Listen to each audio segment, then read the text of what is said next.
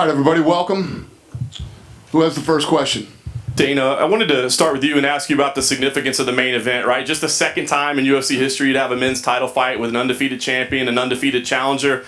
I mean, I imagine some of Anderson's fights are the biggest middleweight title fights in history, but for you, historically, what's the importance of this fight? Yeah, no, I love these kind of fights. When you have two of the baddest dudes in the world, undefeated, in their prime, facing off for the world title, nothing gets better than this. And I said, when you look at this fight stylistically, I picked this fight to be fight of the year. Yeah. For the other guys in the co-main, we talked to Dom and Jan yesterday, and they both said, sure, we would have loved to beat Jon Jones, but he's gone. This is the title fight. This is the real title. I'm curious, you as a promoter, once you know who the winner is, you know who the champion is, do you feel like you have to give him any help to like kind of help him get out beyond that shadow of Jon Jones? No, I think these guys will fight. One of them will win the title, and then their careers will speak for themselves. They're going to have to, to. It always sucks when you can't beat the guy. To be the man, you got to beat the man. That whole thing.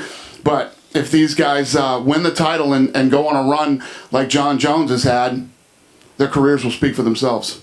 Fair enough. Israel, I wanted to ask you, please. There's been a lot of talk today about, or this week, I should say, about energy and feeding off your opponent and what they offer you. I know we kind of just got here and we're out on a beach right now, but what kind of energy are you picking up from Paulo right now?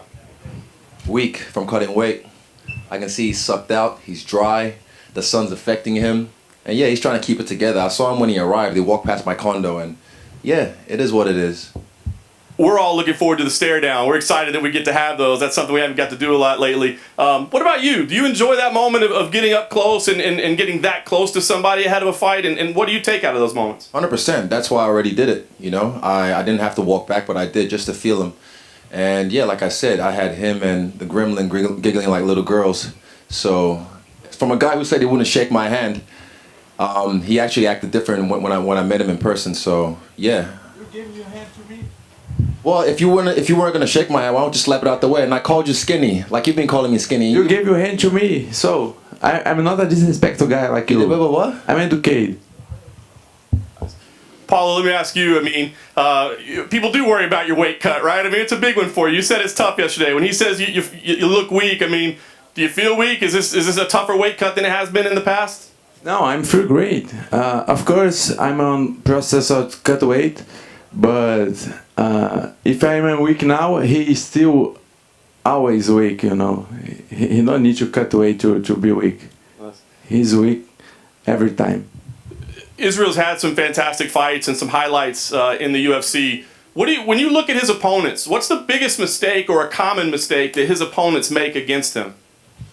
No, I talk too much. I think he knows my potential, my powerful, how dangerous I am. He knows that. Everybody knows. And last thing for you, Paulo, we're looking at this as your power versus his precision, right? But I wonder, should we be talking more about your grappling, your jiu-jitsu background? Are we looking at this fight the wrong way? Before becoming striking, I was grappler. I'm black belt jiu-jitsu. My brother is here, my coach, and I have a lot knowledge on BJJ. And yes, this fight can be on the ground also. He sucked as a grappler. Whenever he shoots, he loses his gas tank within the first or second shot. You never saw my grappling. No one needs to see your grappling because you sucked. You were on tough on the floor. Say no, I gave my all. I give 100%, 100%. Though. Yeah. No, you can't grapple for shit. Bullshit. You're blue belt of jiu-jitsu. And I still whooped the black belt on the Bravo. Belt of jiu-jitsu. I had him in a triangle. You're like a blue belt. If I grab your neck, trust me, I'm not gonna give it back. You don't know how to do an arm lock. Do me a shrimp. Do me a shrimp right now. You don't know even how to do a lock or give you a chip. I'll bolo you if I wanted to. I'll grab your fucking collar right now. You never put a gi on your body, on your skinny body. Bro. You never put one gi on your skinny body, huh? Talk about jiu-jitsu with me. You're crazy. I take acai too. Thanks, guys. I appreciate it. Dominick, just a quick one for you, if I could, please. Obviously, a lot of people feel you won your last fight. You're the odds maker's favorite. Your name's first on the poster as far as this matchup goes. When you walk in on the cage on Saturday night, Sunday morning, do you feel like you're walking in as the champion already, or do you have to prove something? It's about every performance. Every performance speaks for itself. It's all in this industry. It's about what you've done for me lately. So I'm showing up, and I'm gonna prove that I'm the best in the world. That's all there is to it. Nice. And just one quick one, if I could, for Jan as well. It wasn't that long ago, Jan, that you were, 1-4 over 5 fights, and we were kind of writing you off, and now here you are with a great chance to be champion of the world. What do you attribute the success to for kind of not being derailed and keeping that drive going forward? I just have to beat Dominick, that's it, and I will on Sunday morning. Fair enough. And Dane, I just have one last one for you real quick. Yesterday during the media day, several athletes, Israel included, Hakeem Dawodu, Sajar Eubanks, they all brought up the fact that they were a little bit upset with Colby Covington and some of his latest remarks. I know last week you said, hey, I'm freedom of speech, but do you feel like we might be getting to a point where we got to say, hey, listen, if something's racist or can even be perceived as racist, that's the line. You got to cut it out. That's the 10th time you guys have asked me this. Yeah, I mean, these guys all have their own causes, things, all their own beliefs. We don't muzzle anybody here. We let everybody speak their mind. I don't know what he said that was racist. I don't know if I heard anything racist that he said. I don't know. Would you agree that if it is racist, though, it's wrong? Yeah, of course. Come on. Well, just want to get I'm not going to play these games with you guys. Come on. If it's racist, would I? Yes, of course. Thank you. Izzy, we'll start with you. There's been a lot of chatter from a lot of the diehard fans about The Ultimate Fighter bringing it back. Was there any ever conversations for you to fight Paulo in The Ultimate Fighter's return? Nope, we never. I saw that on Instagram, people tagging me in that, and yeah, we never had a chat about that. I don't know where that came from. Any consideration of that, Paulo, on your side? About the Ultimate Fighter? The Ultimate Fighter. No, I'm able to do anytime, but I think he's scared to do this with me. I don't know why. We talk a lot about negative energy. You guys have studied each other for a long time. You've known each other, would be facing each other. What's the one nice thing that you could say about Paulo? Izzy, we'll start with you. He has a good crowd. He's brought a laugh crowd with him.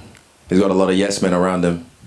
Just my team, my coach. As you coach. Yes man. Here. My four coach. I have a lot of people around me. I don't need crowd show. You actually, yeah, you do. Hope actually you have was out. a nice little audience, a little posse. I actually have a martial arts sensei. I don't have to switch teams or nothing like that. I stay true to the people who got me to the dance from day one. Is there anything, Paulo, you could say nice about this guy? Nice about him? Yes. I met him personal live on the upstairs there on the hallway on the hotel, and he extend his hand to me, and oh, you look good. How are you? I expect you to see a different kind of guy, like just he's that dog that barks behind the fence. Whenever there's a fence, he barks behind the fence. But then when you open the fence, and he's just I don't know who true he is. If he's a fake. Trust me. He was scared. I don't know. But I said, "Sell for the boys." I just will go to raise him. Dominic, your opponent Jan. He's predicting a third-round finish. You have 9 first-round finishes. He has 7. What's the chances you think this fight makes it into the second round? Yeah, I don't know. I don't think it will, but we'll see. We'll see. We both got power, and we both want to put each other down. So when this gold belt's on the line, I mean, I'm willing to do whatever it takes. How much more confidence that you have now after going the distance with John Jones, some say controversial loss, heading into this match with Jan? It's another fight, man. It's just, he's a completely different opponent. He brings different challenges to the table, and I got to address him. And I already know what I got to do to win. I just got to show up and do it. Question for Dana. How's your tooth feeling now? That's great, thanks. And lastly, any update on Hamzat fighting here on Fight Island before Damian Maia? No, he'll fight in Vegas. Hey Dom, there's been a lot of talk about John Jones and stuff like that, but one of the downsides of having a dominant champion is the division sort of gets stagnant. Do you feel now he's gone, you're in a position to revitalise the 205-pound division? Yeah, man, it's gonna be my reign. It's a whole new division, man. It's the same thing, different story, but I'm the champ now. That's all there is to it. I mean, Not yet. No, you are. We'll see. We'll see. And for Jan, it's pretty clear that Dominick Reyes gave John Jones probably his hardest fight, perhaps should have won that Because fight. John Jones don't fight against me. Did you see anything in that fight? What did you think Dominick Reyes did best in that fight that you can see and go, well, that's something I have to look out for? Hey, stand up is really good, Good takedown defense, southpaw position, good kicks.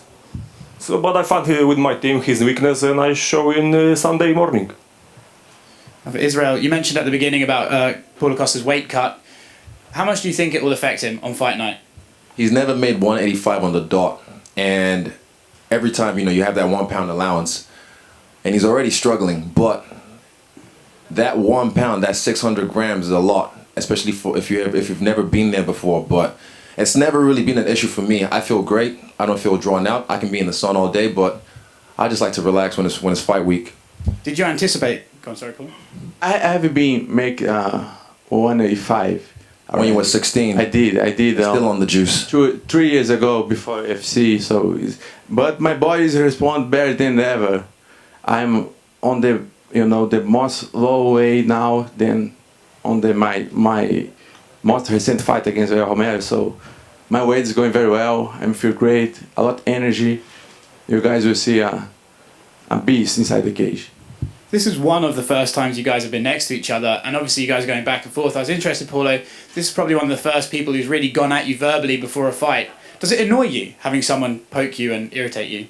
Ele deve ser o primeiro cara que fala muito antes de uma luta com você. Isso te perturba? No, it's normal to me. It's normal. He's not the first guy who talk a lot of shit, and I'm really I'm good with that. It does not affect me.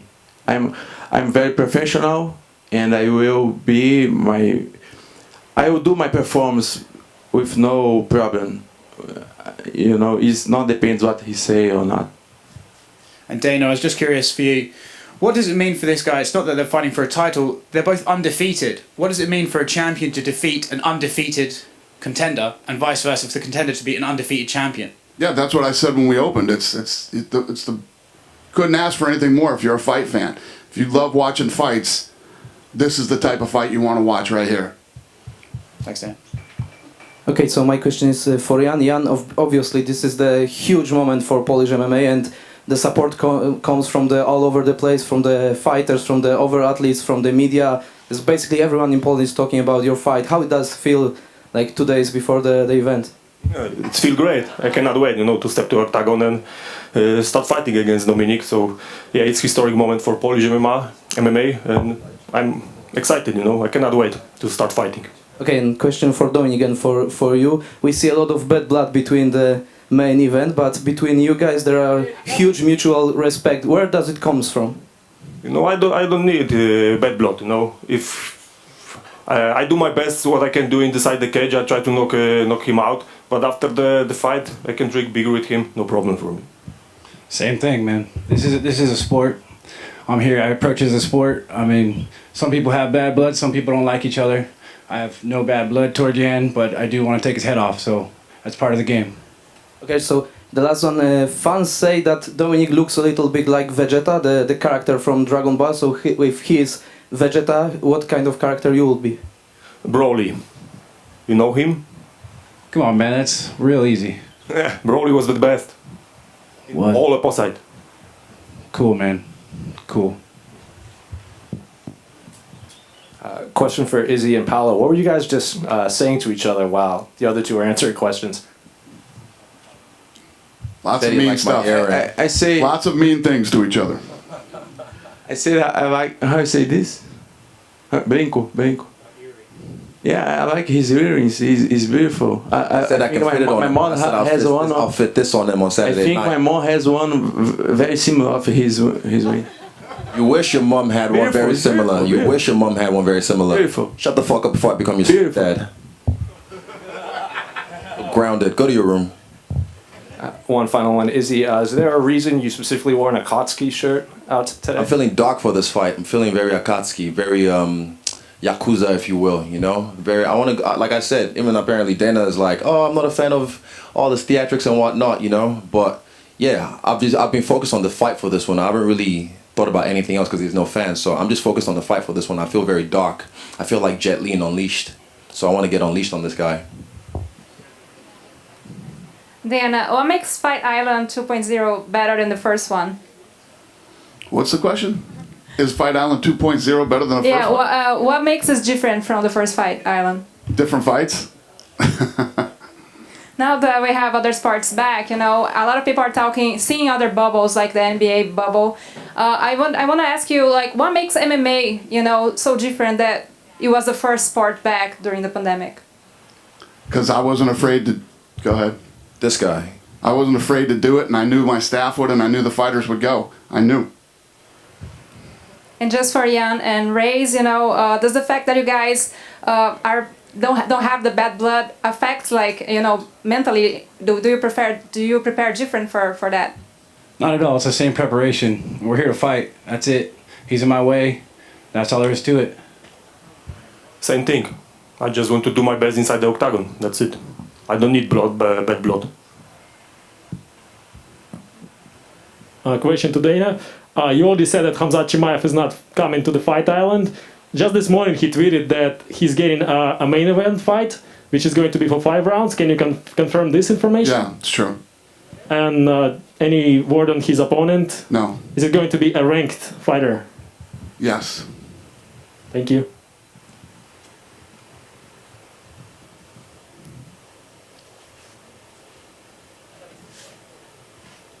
Hi, just one for Paulo. We know that you're a big fan of Bolsonaro, and last weekend we had Trump calling Colby Covington after his win. Would you feel happier if Bolsonaro called you after you win? Yes, me and we are friends. You want Portuguese or English? It can be in English, it's fine. So then. Okay. We are good friends. I have been there for, I think, 3 months ago on his palace. I don't know how to say the name of that place, but yes, I told him I have a good talk with him. I told him I will raise the flag of Brazil there and to represent our Brazilians and bring this victory to our country and for him, because he's a hero for me also. Did he say anything if he's gonna call you? Are you expecting this call? No, I have a direct line with him, you know, so we talk with WhatsApp sometimes, so yeah, if he called me, I would be happy, of course. Thank you. Any other questions? I think we're good. Good? That's it? All right, thank you, guys. We'll square these guys off here in a minute.